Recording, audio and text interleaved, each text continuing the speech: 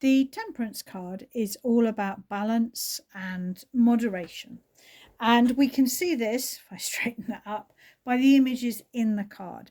And we're really talking about the interplay here between fire and water. So we've got the water represented here. And, you know, it's an expansive water. We can't see either end of it. It could be a stream, it could be a pool, it could be a lake, could even be the ocean. We don't know. But we have the water here.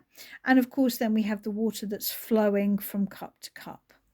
The fire is represented perhaps a little bit more subtly. We have the sun rising or the sun setting here. We have the sun glyph on his forehead.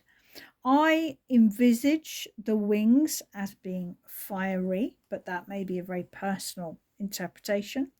And we have this upright glyph here on his chest, which is directly related to fire.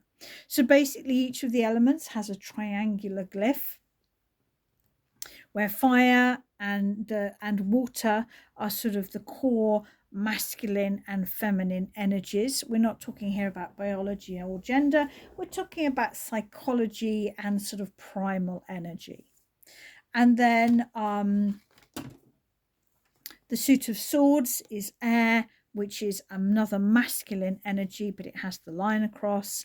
And the suit of earth is feminine again, with the line across. And so temperance is very much about finding the balance between your core. We could call it yin and yang.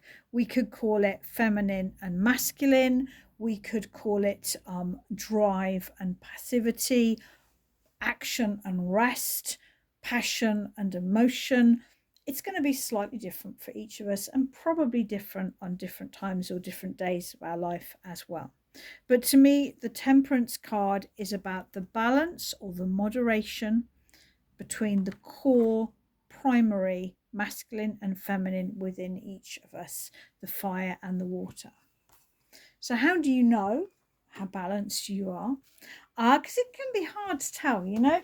We can get, you know, very much drawn into our daydream, watery, emotional world, not really doing much action, but very much focused on that inner world.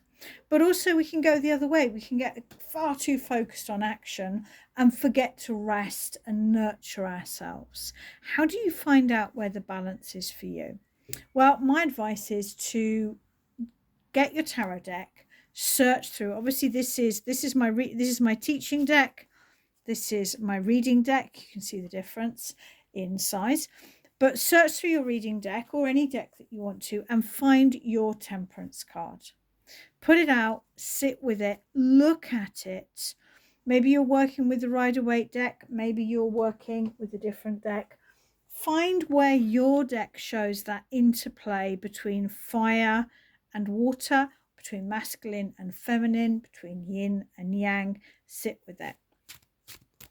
Then shuffle your deck, the rest of your deck or your reading deck, and just really let your eyes sit on that Temperance card and ask, how balanced am I?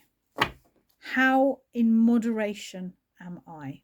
Now, I like to cut the deck, but you don't need to. Work however you like. And pull the first card from the top. And this is the card that represents temperance in your life now. How moderate or balanced are you? Well, I got the Ten of Swords, so not at all, I would imagine, is the answer. The Ten of Swords is burnout. The Ten of Swords is when mental exhaustion is being released through the physical body. And that really resonates with me. February has been an interesting month so far. I started the month with a really, really nasty cold, which my kids also had. Those of you that are parents know how hard it is to parent when you are parent ill children when you're ill. So that was difficult. And then I had my birthday, which was lovely and really, really nice. But of course, I was already behind time due to the sort of the illness. So it's left me feeling a bit overwhelmed. So that's your first card. And then what I like to do is I like to pull, and I've got them here, the next two cards. And to me, they are the nuance, the detail the added depth. And the good news is that they're both much better than the Ten of Swords. I've done readings like this before and had, the Ten of Swords, the Devil, and the Five of Pentacles. And you're looking at them going, whoa, okay. But this makes me feel, and it feels right to me, it resonates with me, that the Magician, I have cleared the boards a little bit. I've cleared some space, and I have. The Nine of Pentacles, I've got organised. I've worked out my better priorities. I feel clearer and more in control of my life right now, and that really resonates.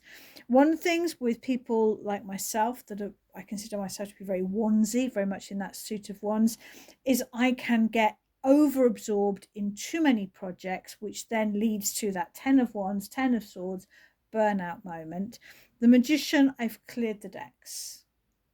I'm working on 2 tarot books at the moment. My How to Be a Tarot Professional, which the first draft is nearly finished.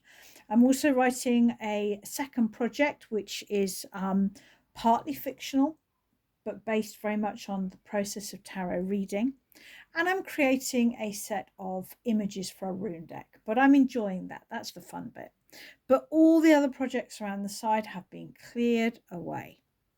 And then what I do, and I feel the Nine of Pentacles, these are projects that will help me in the future, that are well monetized and that play to my strengths. And then what I also do is I turn the pack over and I look at the card at the bottom of the pack. This tells me in this spread something that I need to know that I might not have asked. And the Three of Cups is friendship. Now, like I'm sure many of us, the more stressed and overwhelmed I am, the more that I tend to isolate myself. I think that's fairly common. But actually, because it was my birthday, I got to see people a little bit more than I normally would. I had dinner with my good friend Rachel Burge, who is the author of quite a few books now, including The Twisted Tree. And I talked to her about my semi-fictional tarot book. And in just a few sentences, she cleared things that I've been muddling over for a few weeks now. The value of a good friend. I sent a couple of my rune images to a very good friend who, again, fed back in ways that really helped me to be on point. This is reminding me of the value of friendship. And so give it a go. How balanced are you right now? If the central card is a card that would suggest that you're not balanced, but these 2 cards are more positive or balanced cards compared to the first one, then it suggests that you're moving in the right direction. If all 3 cards are too much of one thing, let's imagine that you got the Four of Cups, the Hanged Man, and the High Priestess. That to me would suggest that you are too reserved, too isolated, too yin, too in your own inner world. So what we're looking for here is the narrative, the balance between the 2 cards. Do they accurately describe where you are and where you're moving to? These aren't necessarily future cards, but I think they together create a story. I hope you found that helpful. If there is a particular card that you just don't get in tarot, pop it in the comments and I will do my best to create a video for you.